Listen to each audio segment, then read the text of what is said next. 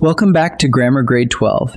This is Unit 2, Lesson 17, and it's the lesson that closes the unit.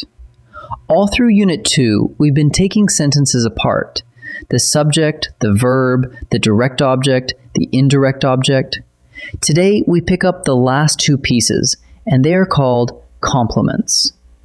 A complement is a word that finishes a sentence off, the word without which the whole thought feels unfinished.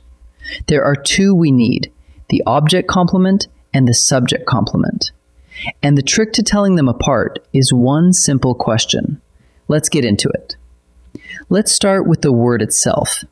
A complement is a word that completes the meaning of a sentence, the piece the sentence can't do without. Listen to this. The board named her. Named her what? Something's missing. The thought stops short. Add one word, chairperson, and it closes. The board named her chairperson. That final word is a complement.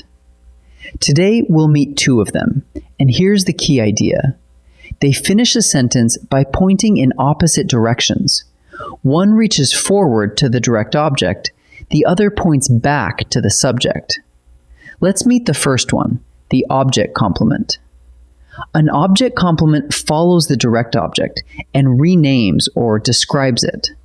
What makes it easy to spot is the verb in front. Object complements show up only after a certain family of action verbs. Verbs like name, elect, call, make, and choose, and consider, appoint, declare, and find. Those verbs aren't finished with just an object. They reach for one more word. And that extra word can be a noun, a pronoun, or an adjective. The order never changes. First the action verb, then the direct object, then the object complement sitting right behind it. Let's watch one work. The board named her chairperson. Start with the verb, named, an action, and one of our trigger verbs. Now ask, named whom? Her. So her is the direct object. But the sentence still isn't done. Named her what? Chairperson. And look at what chairperson does. It reaches back and renames the direct object. Chairperson tells us what her became. Her equals chairperson. Now a second one. The paint turned the room blue. Turned what? The room, the direct object, and blue describes the room. Same job, different word class. This time, the object complement is an adjective, not a noun. Now for the other one, the subject complement. Think back to linking verbs. Is, are, was, seem, become, remain, appear, look, feel, sound. They don't act on anything, they simply link. So here's the rule. A subject complement follows a linking verb, and it renames or describes the subject. There are two kinds. The first is the predicate nominative, a noun or a pronoun that renames the subject. She is the architect. Architect renames she. Same person, second name. The second kind is the predicate adjective, an adjective that describes the subject. The bridge is enormous. Enormous doesn't rename the bridge at all. It tells us what the bridge is like. Let's set the two of them side by side. She is the architect. The verb is, a linking verb, no action anywhere. And what sits on the far side of it? Architect, which is a noun. It renames she, so it is a predicate nominative. Now the second. The bridge is enormous. Is linking again. The bridge simply exists. It isn't doing a thing. On the far side sits enormous, which is an adjective. It doesn't rename the bridge, it describes it. So enormous is a predicate adjective. Noun or pronoun means nominative. Adjective means adjective. That is the whole difference between them. Now here's the single idea I want you to carry out of this lesson. Both complements finish a sentence, but they point in opposite directions. Look at the first. The critics called the film a triumph. Called is an action verb, so the film is the direct object, and triumph reaches forward and lands on the film. It points to the object, and that is what an object complement always does. It follows an action verb and its direct object. Now the second. The film was a triumph. The verb was is a linking verb, no action at all. And triumph reaches back past that verb and lands on the film, this time the subject. A linking verb sends the complement back to the subject. Same words on the page, opposite direction underneath. And what tells you which? The verb. Always the verb. Let's boil the whole lesson into a quick check you can run on any sentence. Step 1. Find the verb and ask whether it's an action verb or a linking verb. That single question does most of the work for you. Step 2. If it's an action verb with a direct object and an extra word rides along right behind that object, you have an object complement. Step 3. If the verb is a linking verb, then any word completing it is a subject complement. And once you've named it, ask one last thing.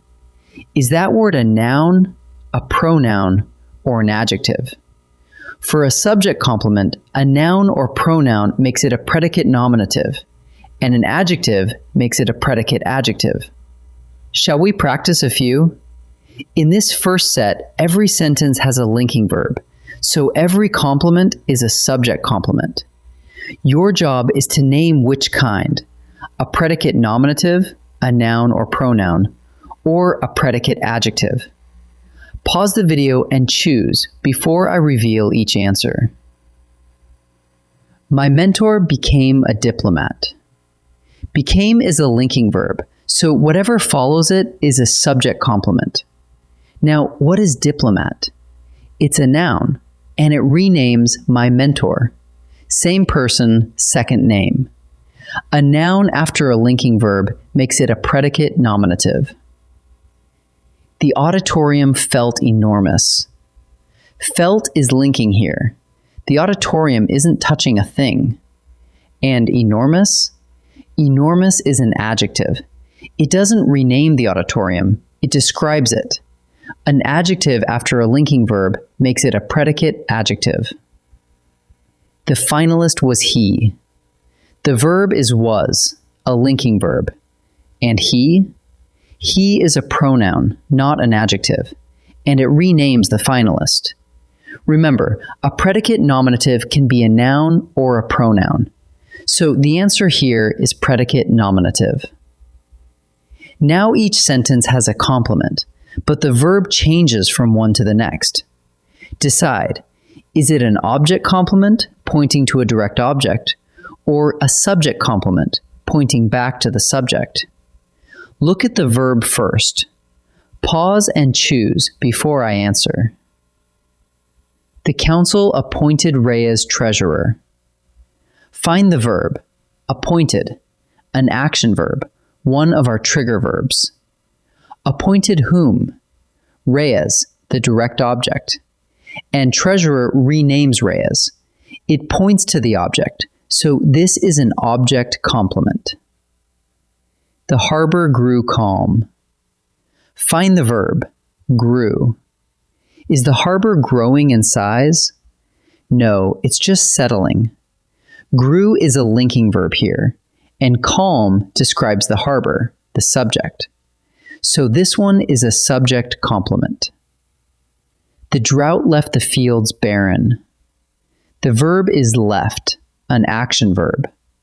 Left what? The fields, the direct object. And barren describes the fields, not the drought. It reaches back to the object, so the answer is object complement. Let's gather up what we learned. An object complement follows an action verb and its direct object, and it renames or describes that object. The board named her chairperson. It shows up only after verbs like name, elect, call, make, and consider. A subject complement follows a linking verb, and it points the other way. It renames or describes the subject.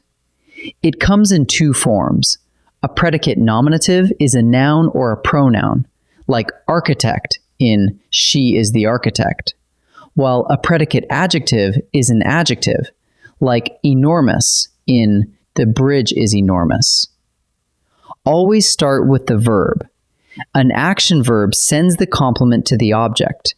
A linking verb sends it back to the subject. And with that, Unit 2 is complete. You can now take a sentence apart piece by piece. Subject, verb, direct object, indirect object, and both complements. That's the whole skeleton. In our next unit, we turn to phrases: prepositional, participial, gerund, and infinitive. I'll see you there.